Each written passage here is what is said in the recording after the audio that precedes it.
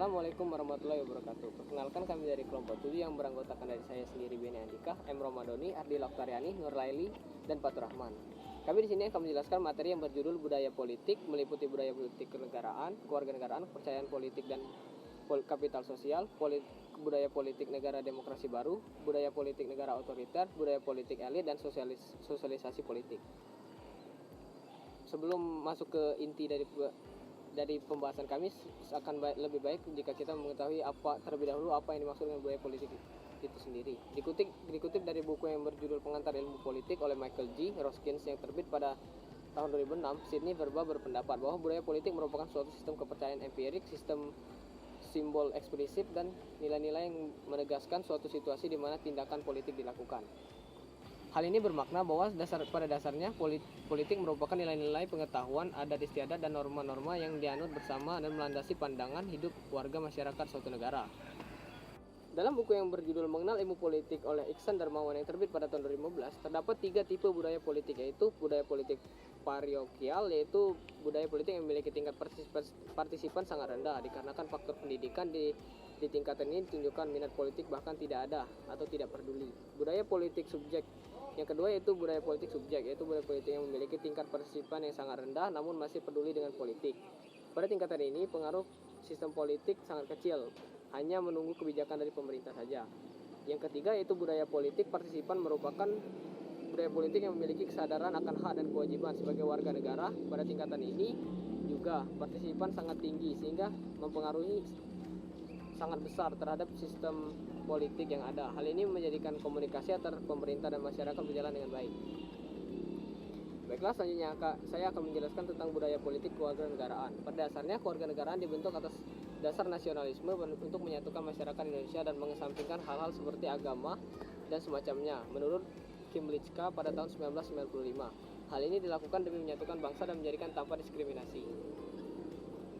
Menurut Christian Stock pada 2017, budaya politik kewarganegaraan merupakan perjuangan untuk institusi untuk keanggotaan yang sah, substantif, status hukum, hak, dan partisipan politik kewarganegaraan seperti secara inheren kompleks dalam hal pelaku, kepentingan, strategi, dan kapasitas. Sama multifasenya dengan istilah geografis sebagai warga dipolitisasi, dilembagakan dalam berbagai wilayah, ritual dan tempat, skala ganda yang akan selalu sulit terkait dan melalui jaringan spesial lintas tempat, wilayah, dan skala pengukuran.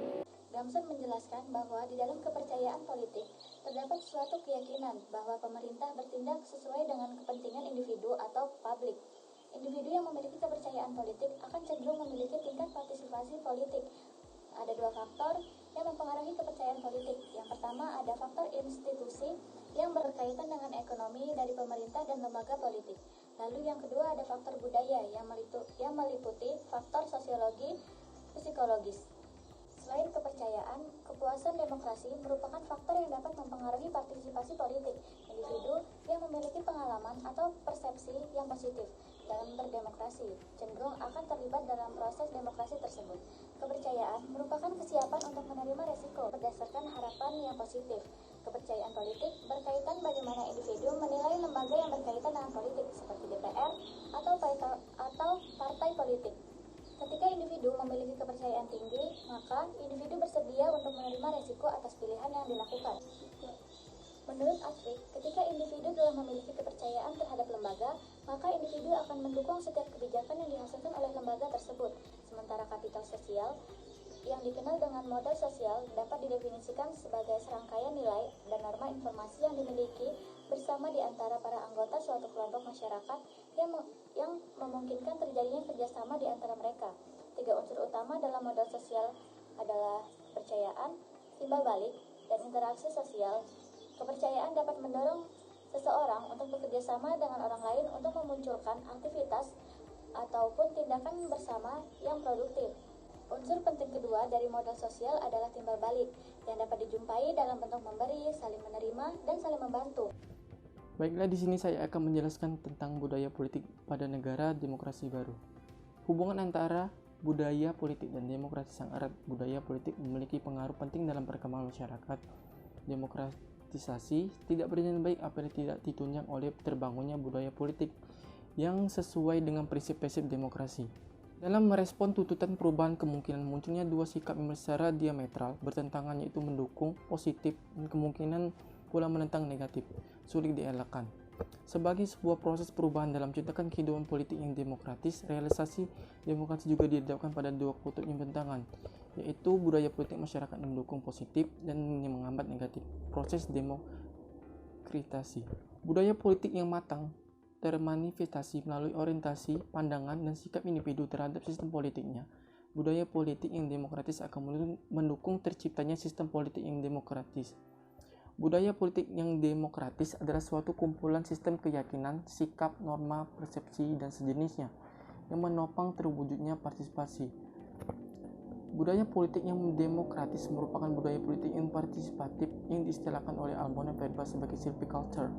Karena itu, hubungan antara budaya politik dan demokrasi dalam konteks civic culture tidak dapat dipisahkan.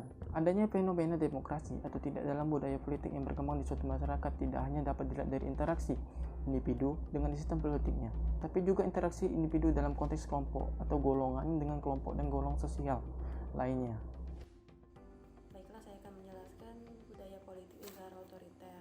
Otoriter berasal dari kata authority yang berasal dari bahasa Inggris yang berarti kuasa dan otoritas.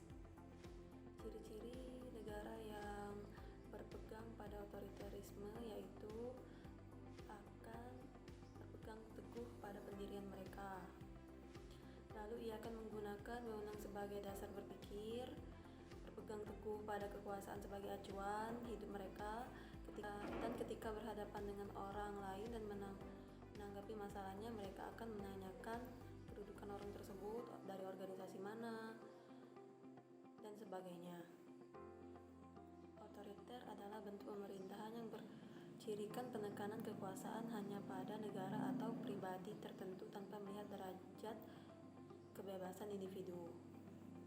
Berikut penjelasan tentang budaya otoriter. Budaya otoriter jika memilih pemimpin negara dengan cara dilakukan secara tidak teratur dan pemimpin negara mempunyai wewenang penuh terhadap negara. Selanjutnya, jika negara otoriter melakukan pembagian kekuasaan, yaitu dengan cara pemusatan kekuasaan.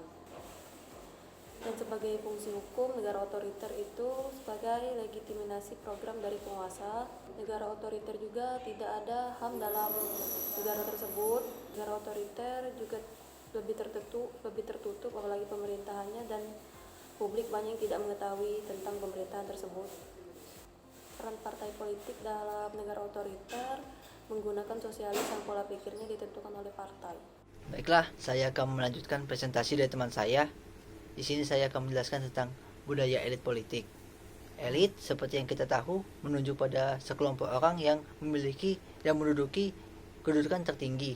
Dalam pengertian khusus, dapat juga diartikan sebagai kelompok minoritas, tapi kelompok ini memegang suatu kekuasaan. Nah, Karl Marx memiliki pandangan khusus mengenai kaum elit ini, sehingga dibaginya menjadi 3. Yang pertama, metode posisi. Elit politik adalah mereka yang menduduki posisi atau jabatan strategis dalam suatu sistem politik. Jabatan strategis itu dapat membuat keputusan dan kebijakan yang menentukan nama suatu negara. Kedua adalah metode reputasi. Nah, elit di politik ini tentunya memiliki reputasi yang besar dan kemampuan dalam memproses berbagai permasalahan dan kemudian dirumuskan menjadi keputusan politik untuk kehidupan masyarakat. Ketiga, ada metode pengaruh. Elit politik pastinya merupakan orang-orang yang mempunyai pengaruh besar dari berbagai tingkatan kekuasaan. Orang ini memiliki kemampuan dalam mengendalikan masyarakat sesuai dengan kemampuan pengaruh yang dimiliki, sehingga masyarakat dapat terpengaruh oleh omongan-omongan dan jadi politik mereka. Robert Michels mengumpulkan tentang hukum besi oligarki, yakni kecenderungan dominasi atau penguasaan oleh sekelompok orang-orang kecil atau minoritas. Oke, mungkin cukup sekian ya pemaparan dari kelompok kami. Semoga teman-teman yang menonton dapat mendapatkan kebermanfaatan atas penyampaian yang kami jelaskan. Saya mewakili kelompok minta maaf apabila ada kesalahan. Saya tutup. Wassalamualaikum warahmatullahi wabarakatuh.